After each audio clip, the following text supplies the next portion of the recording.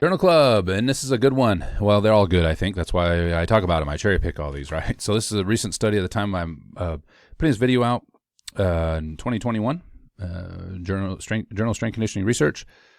And the study is called High Responders to Hypertrophic Strength Training also tend to lose more muscle mass and strength during detraining than low responders. There's so much in this study. The authors are two of them I recognize. The last senior author certainly is kind of a legend in research, Dr. Häkkinen. It's that in this Finnish group. If you're familiar with any of the strength conditioning research, if you're not, you have used data from his concurrent trainings. I mean, just a lot of cool research back in the 90s and 2000s. So not surprising, this is another well-done study. No study is perfect. It's got a lot of holes in it, but let's review it. Dr. Miller here with a Journal Club for you. Don't call me Dr. Miller, though. Jason Miller, PhD, is probably more appropriate. I can't save your life unless it involves the use of a barbell, and that's usually indirectly. Okay. All right. So let's look at this Journal Club. I'll talk about the art. If you were able to hear this, the title, the title infers, right? It's a study about how people respond to different, or how people respond to a strength training, hypertrophy training program, and their response to that program both immediately after the training and after a time of detraining. Okay, so really cool. So set the stage here. So what do we got? 10-week study, 3 times a week training, linear periodized program. So, and these individuals started, I think, at 65%, right, in some of these exercises. So it's an untrained study. And usually untrained individuals, I'll be honest with you, I know there's some valuable information in untrained studies, like in terms of inferring that to high performance athletes or athletes that have been training for a while or people who have been training for a while. You can get some concepts out of there, but I usually don't get too excited about untrained studies. But I like this one because of what the nature of the study was and that they were using this group of individuals and classifying them into subgroups. Okay, and I'll explain that in a second. So 10 weeks, periodized study, 3 times a week training. There was a group of men. They ended up with 24 at the end of the study, I believe. And so 10 weeks of these men trained, no training experience. The outcome variables that were of interest were leg press strength. There was some measures of neuromuscular power, okay, including basically, I'm going to use the word zapping them, right? So hitting them with motor evoked potential to see, how much twitch force they get. EMG, and then looked at even some hormone profiles, in particular, testosterone and sex hormone body and glutamine ratio, so free hormone or free testosterone. At the end of the study, they were able to differentiate this group of individuals into high responders, medium responders, and to low responders to strength and hypertrophy. Okay, and this is where the study I thought get really interesting. Now, there was some massive error bars associated with the means, and it's not surprising. That's why they failed to get significance at times. I mean, individuals, even within subgroups, there's going to be a lot of individual variability. Okay. The outcome then, I'm going to focus on strength, the leg press, and then hypertrophy. Okay. The authors acknowledge this, and it needs to be acknowledged, right? The outside external factors in a study. Any training study is going to have difficulty with determining what was going on in nutrition, determining what was going on in sleep, right? Those are all external factors, okay? This is not a perfect study. I think it's a really interesting study. It's a well-done study, but no research is perfect. That's why you have to read more than one article, research study, more than one manuscript in order to get a picture of things. And then you can apply your own personal experience as well, being careful with that. But you can start to basically triangulate data. That's how you learn, okay? And that's, right, you're building evidence for something. And you might find as I talk about this article, that this manuscript, that you see some of these things in yourself, or if you're training people, you see this in others. I mean, as a coach and a trainer, this is something, right, that I'm very interested in. None of this is surprising. It's just nice to see some of the data put to it, okay? All right, so let's start with the leg press. So this high responder group after 10 weeks, again, keep in mind, I'm not going to show this because it's copyrighted, but you got some pretty big standard deviation. But the high responder group saw a significant difference, 22% on average, in leg press strength right at 10 weeks. And then the detraining period, which was 6 weeks, which this is an unusual part of the study as well. So they trained 10 weeks, they detrained for 6. And it's nice to see this. I've seen this more in the research in the last 5 years, is adding in this detraining period. Some of the older studies were like, we trained for 8 weeks and then we took measurements at 8 weeks, and we had a midpoint and a post, but we never had this idea of a taper or detraining period. And now this is a detraining idea with completely detrained, right? They just stopped training. At 3 weeks and 6 weeks, the authors measured strength and hypertrophy and the hypertrophic response and hormones, all the different things that are measuring. But it's cool to see this because in individuals then that maybe high responders, we'll see in a second, a taper is much more valuable, right? And it's better to evaluate a program then with that in mind, that being that those that are in the high responding group are going to benefit from a taper better. So if you evaluate a program after 8 weeks and say, well, this is what I got, it's like, well, was there a taper period? Because you might find, 3 out of the 10 individuals that you're training really got a nice strength bump where the other 7 didn't. Okay. All right. So we have these 3 groups: high responders, medium responders, low responders, or what the authors call slow responders, which could be accurate. And I'll talk about the implications of that in a little bit. But strength-wise, roughly 22% increase in the high responders, and then detrain 3 weeks, it went up to 24%. So the high responders benefited from a 3-week complete detrain. We don't know what happened between week 1 and 2. Maybe at week 1 it was the highest. It was starting to come down. Who knows? But 3 weeks, there was a benefit, and then it dropped back at 6 weeks, so roughly 18% from pre-training. So it went from a 22% increase from pre-training at the end of the strength training protocol at 10 weeks, and then with the 3-week deload, up to 24%, and then drop back to 18%. So just based on this data, we would say a 3-week deload for these individuals in terms of strength was beneficial, these high responders. However, the medium and low responder group, the medium group saw a 15% increase at 10 weeks, but at 3 weeks and 6 weeks, they had dropped back to around 12%. So you went from 15 to 12, so you lost about 3% of gains.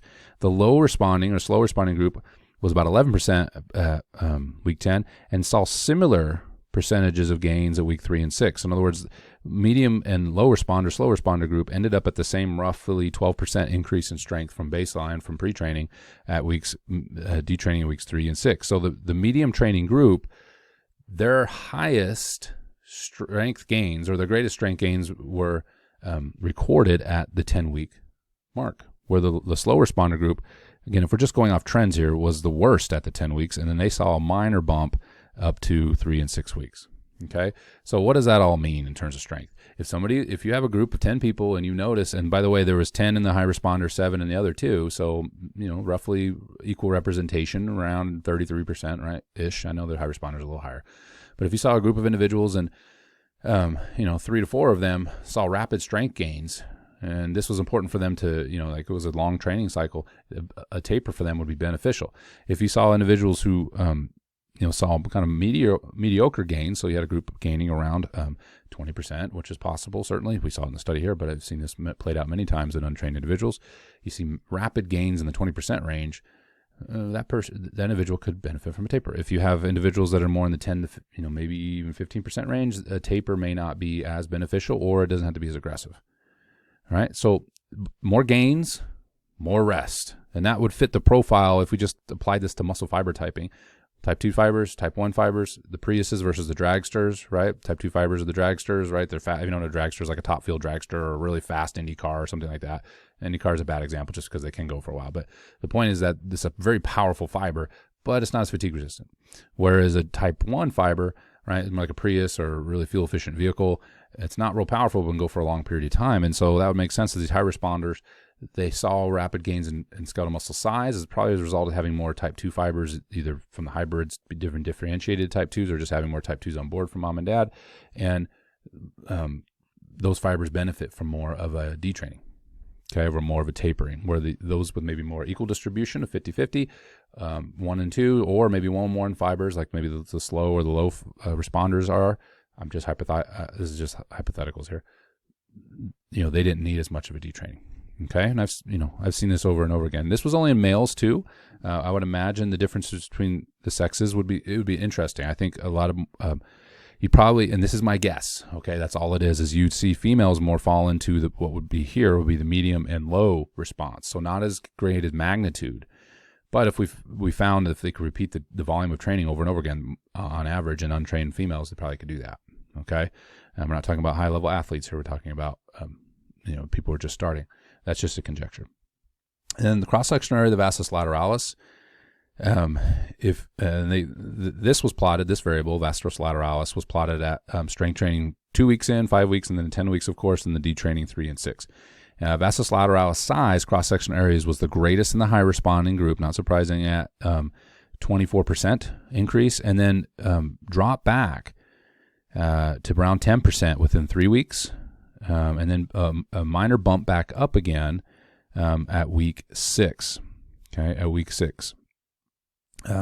Again, this is the statistical significance was from pre-training. So anything I'm doing in comparison to groups is just looking at trends here. Again, this is big standard deviation, big bars here, and a couple of these bars anyway. So gains in the slow responders saw actually they lost cross-sectional area. Okay, around the magnitude, around 3 to 4%, right, loss. So the error of measurement, there's some movement though. Okay, and so and there was a control group, by the way. I didn't mention that. There's always nice to have a control group to compare it to. So keep that in mind. But the low responders, slow responders not only didn't see as good as strength gains, they actually lost skeletal muscle size, where the medium group saw obviously not as much as the high responders, but they had a similar response in terms of detraining, right? So the highest magnitude was roughly 10 weeks, and then week 3 wasn't a big change, but by week 6, they're almost back to baseline. All right.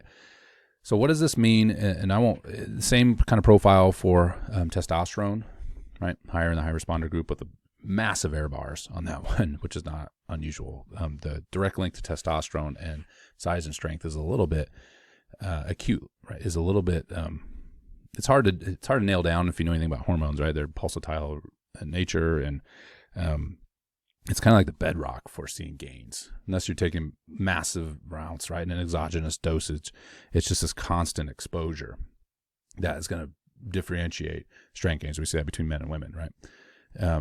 And receptor densities, all those things playing out. So I'm not as interested in the testosterone stuff, to be quite honest with you. But I do think it's interesting to look at the profiles of these 3 different groups. And the reason is people are different. You're different than, and this is just within males, right? So the response of this training program, for whatever reason, okay, whatever reason, I'm going to guess most of this has been driven by fiber type, but I'm guessing, okay? The way you respond to a program is going to be different than the way somebody else responds to a program. The amount of detraining that somebody needs is going to be different than, or a taper, right? If you're an athlete, it would be different than somebody else's taper. And this isn't like, what? I did not know that. But I think what this does is it should move us all, and you see this in nutrition as well, to this idea of periodization, but also in program manipulation, okay? Program manipulation. So understanding that if something isn't working for you, all right, if something isn't working for you and you've legitimately given it some time, you didn't just go, well, I tried that for 4 weeks. No, I'm not talking about that. This was a 10-week study, right? Within 10 weeks, within 3 months, you should have a good idea if something's working for you. And in this case, the something is a training program. So if your goal is gains, muscle size, and you're doing a 3-day-a-week program, which is not a lot, right? But a 3-day-a-week program and you're not seeing gains, well, then maybe you just need more frequency. Right, you need to train more. There needs to be more volume. You're ready for more volume for particular movement, right? If you are a high responder, you could get away with lower training frequency. I saw this in myself 150 years ago. Back when people used to ride horses to work, and okay, maybe not that long ago, but a long time ago when I played college football, American college football, if you're not from the United States, I had 2 strength coaches. So the first strength coach, I trained 3 days a week. And we trained hard, but we didn't train very long. Same with our conditioning. It wasn't very high in duration. It wasn't very high in volume, but it was intense. And so I saw a lot of gains from that type of training. I was like 265 and 11% body fat. I mean, I was starting to get shredded, and I love that word. I was starting to get shredded at 265 pounds. I mean, I was like Mariusz Pudzianowski Jr. without anabolic steroids, right? If you don't know who that is, look it up, World's Strongest Man, multiple times. Very impressive athlete. I responded well. I recovered well. I was positioned well for, playing football. A new strength coach came in, and we worked out 4 days a week with these extraordinarily high volume training days. And he later told me it was because he knew the athletes that went home, like he just wanted to see if they do half the workout. Well, that'd have been nice to know for those of us who didn't go home. But anyway, I did not respond well to that training. And in fact, going into one season, I was overreached.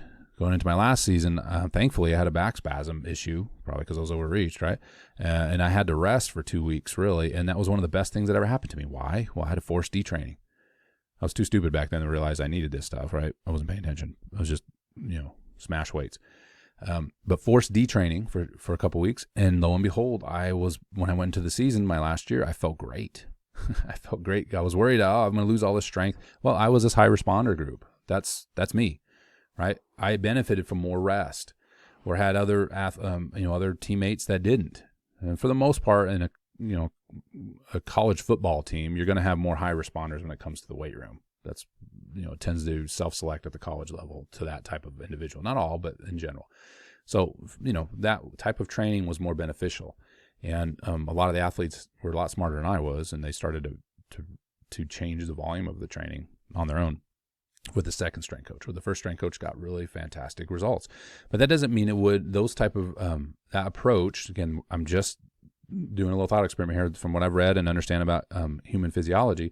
That may not be an effective approach for, let's say, female athletes. Thinking about CrossFit, that's an extraordinarily high frequency and density training type of approach. And if you look at some of the greatest CrossFit athletes and the type of athletes that tend to respond best to CrossFit, they're usually female athletes. Not all, but usually female athletes crush CrossFit training. I had weightlifters that came from CrossFit, and they can CrossFit and still do weightlifting. And do both well, where men usually can't do that in general. I'm talking in general here. Okay. So just some things to think about. I think this study is really interesting. If you think about Thibodeau or Theobo, I think it's Thibodeau. I don't want to mispronounce his name. But his summation years ago on T-Nation article about the three different types, I know he's still talking about it, the three different types of individuals based on the neurological response, right? I think I like a lot of that type of information. I think that's where the field should head if it can. I try to do it with clients. I try to, as much as I can, listen and modulate. And I say much as I can. It's hard sometimes to do this remotely in a responsive manner. Like if somebody's in front of you and you're seeing them every day and you watch them train and you're just like, this isn't working out, or what is in my mind how this should look is not happening, right? So you look like you're dragging anchor and getting smashed. And you shouldn't be. You should be feeling really good right now, or vice versa. Like, hey, this is probably pretty hard, and you're smashing it. Well, that needs an adjustment, right? Somebody needs more volume. Somebody doesn't need more volume, right? That's an individualized response. All right. I'm sorry this video was a little bit longer. I thought this was a really interesting article. Hope you hung in there to the end. And if you haven't already, subscribe to my channel, like this video, and of course, check out my library full of other ramblings. I'll see you in the next one.